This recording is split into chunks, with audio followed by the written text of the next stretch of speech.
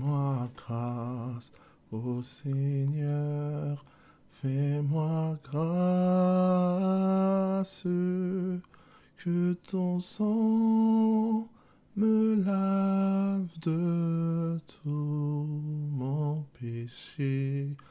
Fais-moi grâce, ô Seigneur, fais-moi grâce. Grâce.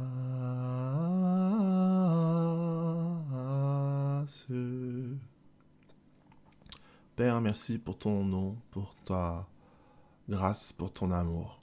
Fais que, au travers de cette étude, ton nom puisse être élevé, ton nom puisse être glorifié, ta Torah puisse être enseignée et ton esprit donné gratuitement à quiconque t'invoque, ô Père, dans le puissant nom de Jésus-Christ. Amen. Il est écrit dans Matthieu, au chapitre 23, à partir du verset 23, « Malheur à vous, scribes et pharisiens hypocrites, parce que vous payez la dîme et la menthe de la nette et du cumin, et que vous laissez ce qui est le plus important dans la loi, la justice, la miséricorde et la fidélité. C'est là ce qu'il fallait pratiquer sans négliger les autres choses. Conducteur aveugle qui coulait le moucheron et qui avalait le chameau. » Et j'aimerais juste faire ici l'analyse de ce que Yeshua, Jésus, notre Seigneur et Sauveur, a dit. Le plus important dans la loi, la justice, la miséricorde et la fidélité. Et ces trois thèmes sont des thèmes d'une importance si grande qui, je pense, selon moi, ne peuvent pas être abordés dans cette solitude ou sans être séparés. Quand on parle de la loi, on parle forcément de la justice. Quand on parle de justice, on parle de la loi, on parle de la sainteté de Dieu.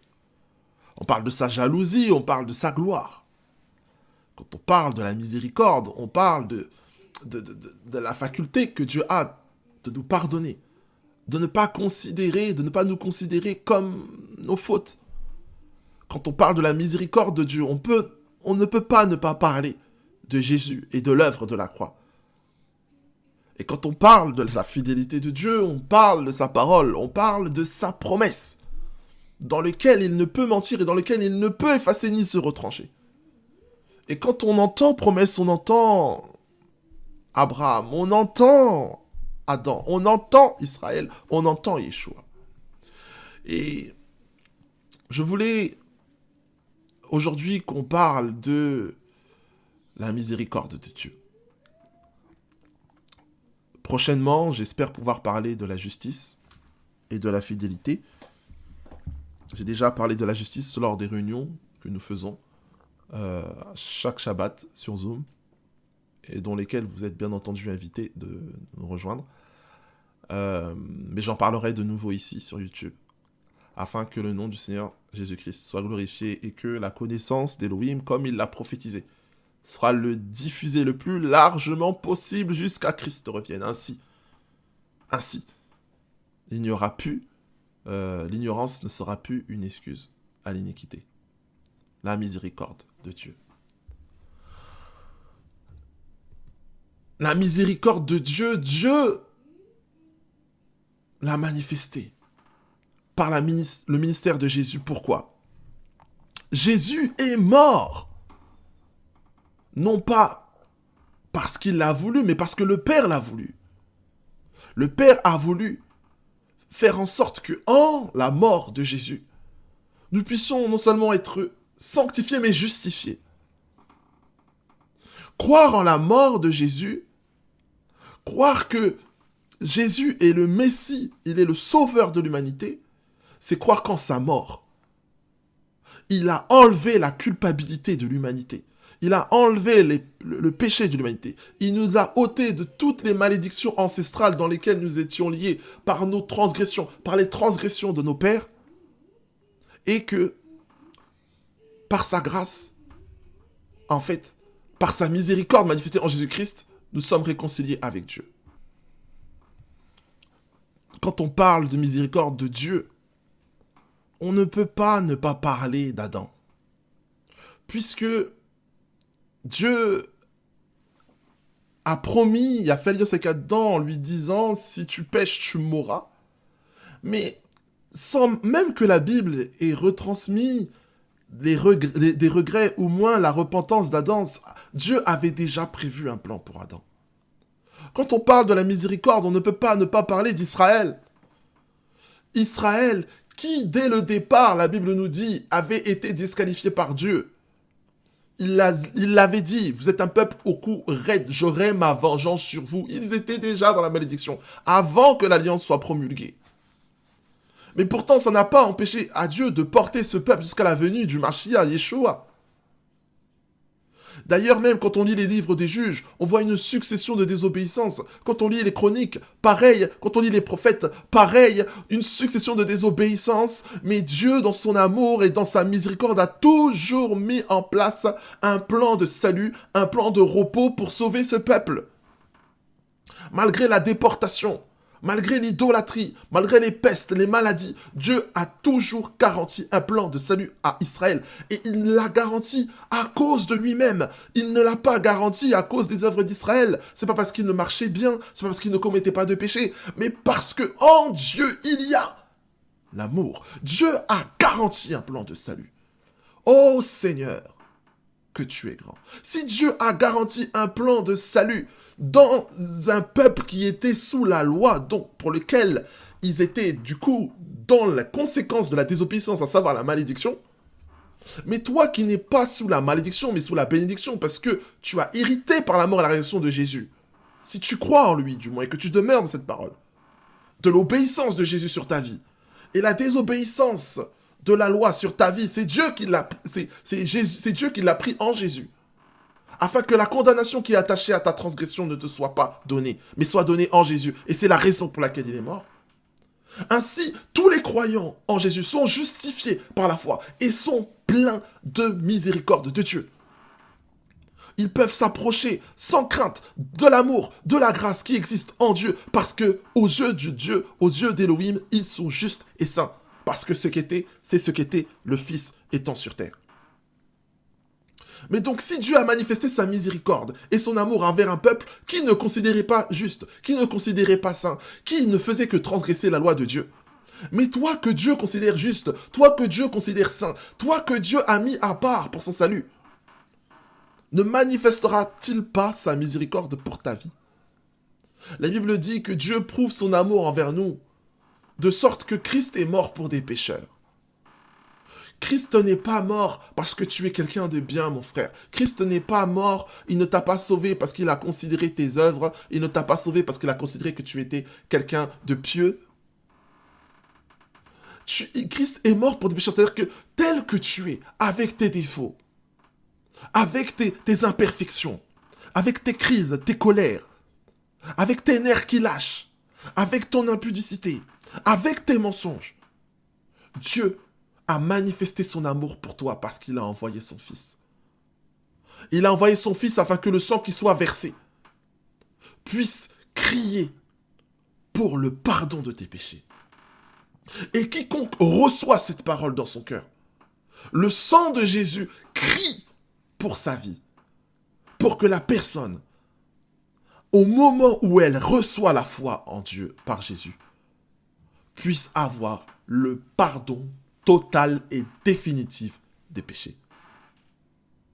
Le plan de miséricorde de Dieu est parfait en Jésus-Christ. Il était imparfait sous la loi de Moïse, mais ça n'a pas empêché de garder Israël, peuple raide, définition biblique. Mais nous, qui avons atteint la perfection, non pas par nous-mêmes, mais en Christ, le plan de miséricorde est pour nous parfait. C'est la raison pour laquelle il nous est très important d'être enseigné sur la miséricorde de Dieu. Être enseigné sur la miséricorde de Dieu, c'est de tout simplement être enseigné sur la grâce, à savoir quel est le prix que ça a coûté, afin que toi, ma sœur, toi, mon frère, tu puisses être sauvé. Si tu n'as pas fait cette prière, si tu n'as pas l'assurance de ton salut, si tu doutes encore que Dieu t'aime, tu doutes encore que tu es digne de vivre, que tu es digne même d'exister, fais la prière que je vais faire à la fin. et reçois la grâce, la pleine grâce de Dieu par son Saint-Esprit de Dieu. La miséricorde de Dieu se manifeste aussi dans la résurrection de Jésus. Peu de gens comprennent le mystère de la résurrection de Jésus. Il faut savoir que lorsque Jésus était à la croix, la Bible nous dit qu'il portait le péché de l'humanité. Au point que même le Père s'est détourné de lui quand il a crié « Abba, Père, pourquoi m'as-tu abandonné ?» Le péché était en Jésus. Ton péché, mon frère, ton péché, ma sœur, ta désobéissance, tes scandales, ton idolâtrie étaient en Jésus. Et ce péché-là, qui était condamnable, qui était malédiction au plus haut point, a amené Jésus en enfer. Pendant 3 jours, la Bible nous dit. Mais la Bible nous dit que l'enfer n'a pas pu retenir la puissance de Dieu en Jésus. Et il est ressuscité des morts. Ça veut dire que Jésus a vaincu le péché. Ça veut dire que malgré que Jésus ait été décrété comme étant pécheur parce qu'il a pris ton péché, eh bien, la mort, le séjour des morts n'a pas été assez fort pour le maintenir malgré qu'il ait ton péché, et le maintenir en bas. Ça veut dire que non seulement il a détruit la mort et le séjour des morts, leur autorité sur ta vie, mais il a aussi détruit ton péché. Parce que Jésus ne pouvait ressusciter et sortir du séjour des morts en étant encore pécheur. Ça veut dire que dans le séjour des morts, le Seigneur Jésus a détruit ton péché. Il a été plus fort que la mort, plus fort que la malédiction, plus fort que les revendications de ta vie. Et il est ressuscité. Et il a dit qu'il y a plusieurs demeures dans la maison de mon Père. Je vous laisse une place. Et il nous a donné par les apôtres la preuve de sa promesse. Je ne veux pas entrer dans la fidélité, mais on y tend, les 3 sont liés, la justice, la miséricorde et la fidélité. Il nous a donné la preuve de sa promesse, il l'a dit. Faites-vous baptiser, repentez-vous, et il est parti là-haut. Oh Seigneur Dieu fidèle, plein de bonté, plein de miséricorde, pardonne les péchés de tous ceux qui m'écoutent et qui croient au nom du Seigneur Jésus-Christ. Si tu refuses, mon frère, ma sœur, le nom du Seigneur Jésus-Christ dans ta vie, tu es coupable de tes péchés. Si tu refuses Jésus-Christ, ça veut dire que tu veux trouver toi-même la solution à ton iniquité, à tes transgressions. Et là, je vais tendre vers la justice. Attention, les bonnes actions que tu commets n'effacent pas les mauvaises qui ont été consumées. Les bonnes actions que tu commets n'effacent pas les mauvaises qui ont été consumées. Un jour, tu devras répondre du péché qui est attaché à toi, à ta vie. Et c'est pour ça qu'il a fallu que Jésus soit envoyé, afin que ce péché-là qui te condamnait et qui te liait à la malédiction, à la mort et à l'autorité de Satan puisse être détruit. Et que tu puisses vivre non pas pour toi-même, non pas pour le diable, non pas pour la chair, mais pour Dieu. Oh Seigneur. Oh Seigneur Jésus-Christ, aie pitié de nous. S'il y a parmi ceux qui m'écoutent, ceux qui m'entendent, des personnes qui veulent recevoir la grâce de Jésus, qui veulent être pardonnées de tous leurs péchés, répète après moi, Seigneur Jésus, je te loue et je te bénis de ce que tu as pris au niveau de la croix de Golgotha, mon iniquité, mon péché. Tu m'as pardonné, tu m'as sanctifié et justifié. Seigneur, merci, parce que tu es ressuscité et que tu m'as garanti une place près du Père. Père éternel, Jésus, ne m'abandonne pas. Remplis-moi de l'Esprit. Fais que je puisse recevoir maintenant le don du Saint-Esprit. Que je puisse recevoir maintenant le don du Saint-Esprit. Soyez remplis du Saint-Esprit. Soyez remplis du Saint-Esprit. Maintenant, au nom de Jésus-Christ. Soyez remplis du Saint-Esprit. Soyez remplis du Saint-Esprit.